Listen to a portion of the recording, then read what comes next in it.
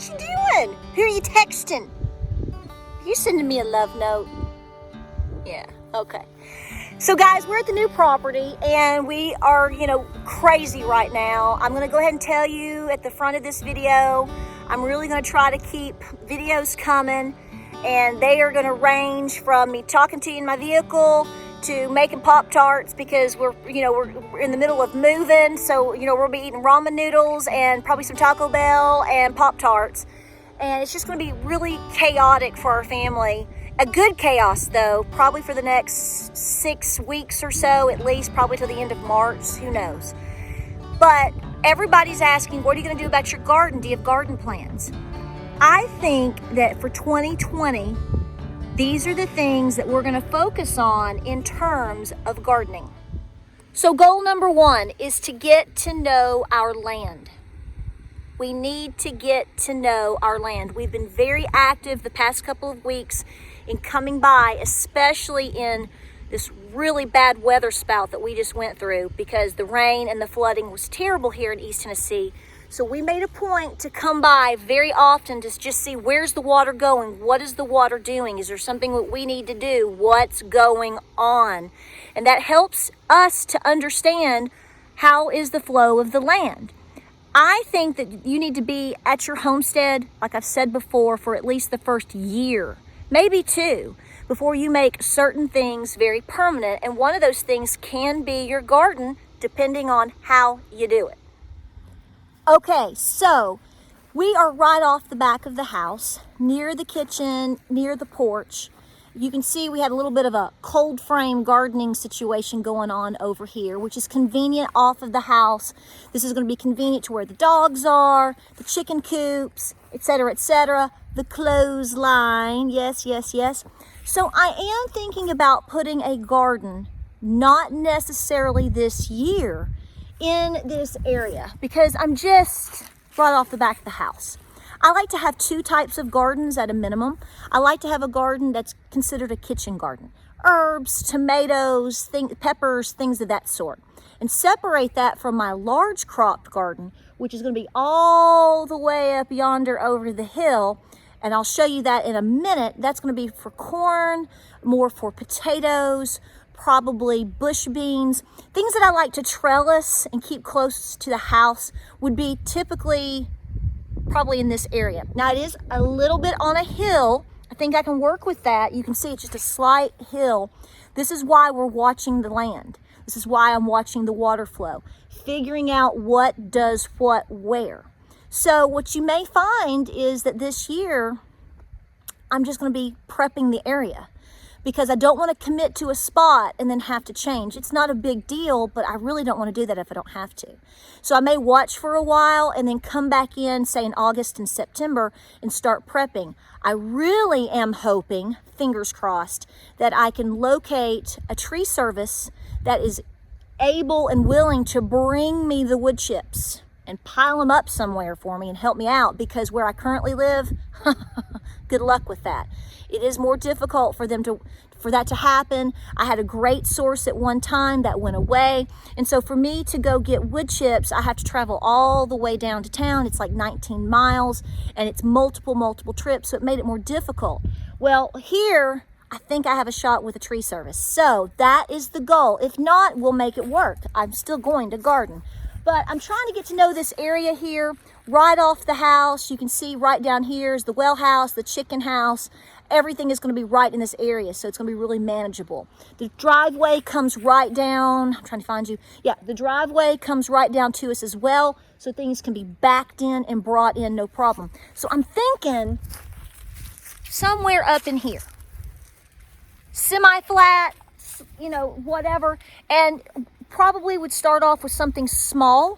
I don't know what is small. I don't know. But we'll start in this area. Now let me tell you, and this is going to be the theme, y'all gonna have to help me out with this deer, because I'm telling you right now, we have driven up to the property on multiple occasions, and we have standing around or near the woods or right by the home anywhere from 8 to 12 deer at any given time. Lots of wildlife here. We're really, really close, much closer to the Great Smoky Mountains. So, so give me some ideas on that, which leads me to the next garden, and you're gonna see what they had to do in days gone by in order to make a garden work. So, I've got to watch, think, plan. Plan compost, plan area, watch for deer. Now what I really like is that I have a lot of windows off the house. So I may do some really nice windowsill gardening just for herbs, something really simple like that. And then also over here we have existing rock gardens right off of here. What do you think would be good there? I mean, I can do ornamental stuff all day. Lilies and roses and all kinds of things that I love. But what would be good here? I'm thinking herbs. So tell me what you think. I want to hear you talk to me. I want to hear your voice. I want to hear what you think. What do you think is really good for a nice little spot like this? We may expand this whole porch area. We're going to have the cowboy grill. Going to be cooking a lot out here. Might be a good spot for herbs. Maybe? You tell me.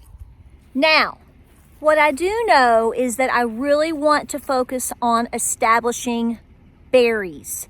I want to have my blackberries, I want to have my elderberries, and I also want to bring in my comfrey from OAG. So right now, oh, and grapes, antique grapes. So right now I am focusing on getting cuttings at the current homestead and to bring them and to establish that area here. I think this would be a good spot.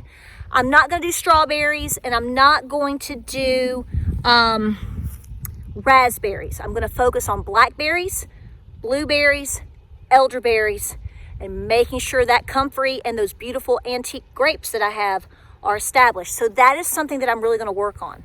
I want to throw that in on the video because I think this is a good time. If we're not going to be sweating tomatoes so hard, this is a good time to get those things established. So I have to think about where do I want this, and whatnot. And I had folks ask me about our giant tree. That is a hackberry tree. Look at that ginormous baby right there. It is huge. So you can see we've already had the fencing company coming in, and we've already got our fencing outlined. So we're at the bottom half of the property, and then we're gonna have it go straight up to the edge of the barn, and there to your left would be where we would have our regular garden. So it's really nice because the barn and all the things that we need as far as manure and whatnot are not only going to be at the bottom of the house, but we're going to have a lot of it up here, and we can easily transfer it right to the garden. So I'm walking past the barn and I'm coming all the way down in the pasture. We're going to have this fenced. However, we're leaving a large margin to the right all the way over into the woods. All of that's going to be open so that the tractor can come along the side of the fencing and not have to come through the pasture, which means it won't disrupt the animals. We'll have less muck that way, because no matter what you do, they're going to make a muddy mess. That's called having a farm. So what I want to do is bring you down here and show you what I'm talking about in terms of large garden, deer management. So this is what the previous owner had to do in order to be successful. Had to have, if I'm not mistaken, it may be 9, it could go up, yeah, it's about 9 feet or so, 10 feet, had barbed wire and electric fencing. Now the electric fencing is currently down. We're gonna have to come back and add that. That's not a big shock, I'm sure. But this goes, I think it's like 200 feet. I don't know. I've measured it now, I can't remember. It's very large. But what I want to know from you guys, you hunters out there, you men, you sexy men, ladies too, what do you think? We'll walk it together. So you have, some of the wires have come down. This hasn't been gardened in several years. So the land has been resting, which is a good thing. Again, we're going to have to come back and work with that. The soil is not my problem. My problem is making sure that regardless of what I plant, what is the best management in order to keep deer out. I know how difficult it is to do that. We've been, see, it's fertilized, but tell me what you do, because I don't want to waste my time. I don't want to come out here and spend the time and money and the resources to not give it my best effort in terms of helping that. Now, at our house that we have now, we do have a lot of deer, but I'll tell you what I think has kept them out the most is the dogs. And number two, we have so much fencing coming up, it's just like not worth their time. So we've gotten really lucky at the location we're at now. Deer is not a major problem, but I'm telling you, it could be here. So what would you do? I'm gonna let you tell me. I'm not gonna tell you what I'm gonna do. I mean, our thought is going back with the same type of process, but you may have one that's better. So ideally, what I would like to plant in here is large crops. We've done very well with corn. We do great with corn. Obviously potatoes. I wouldn't mind having some rows of potatoes. And then probably like bush beans. Anything, like I said before, that I would want to trellis is going to be up closer to the house, and we may have to do some type of system there as well in terms of keeping all the wildlife out. So definitely something to consider. So I look forward to you helping me, if you don't mind. Tell me what you think. So electricity, solar power, how tall? How would you do it? Now, the good thing is my critters can't get, my critters, meaning my goats and meaning my cows, cannot get in here because we are running their fencing system, which is what I have now. It's the horse fencing.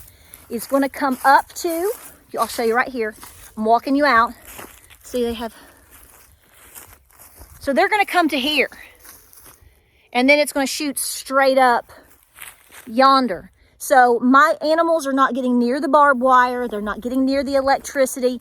We're keeping a complete area around this completely open for tractor, no animals, to protect our babies. So we're really excited, and we just appreciate your support so much. I know the sun's setting right in my face. You guys have been so awesome over our YouTube growth, over the support of us taking up for heritage and culture, being so supportive in, James and his health, and all the love you've given us over the years. We just appreciate it so much. So we're excited to bring you on this new journey with us. It's already started. Our kids are so happy. Our family is so happy. Our elders are so happy. And we just couldn't be any more blessed than we are. But it's a transition for us. So you're going to see a big transition in our channel, and you're going to see a transition in our lives because we're in a new spot. It's a whole new journey, and we're taking you along with us. So we hope you enjoy the ride as much as we hope we do too. Whew. It's more land too. I'm almost got to get on a treadmill or something. So, all right, so 2020 is a new beginning. And while we do want to do a lot of gardening, we want to set it up right. Let us know what you think. What have you seen? What have you done? What do you advise, right? All right, we'll keep you posted. Videos could be really great for a week and then slow down a lot. We're hanging on. We're just really busy. We appreciate you all the time. And we'll see you on the next video.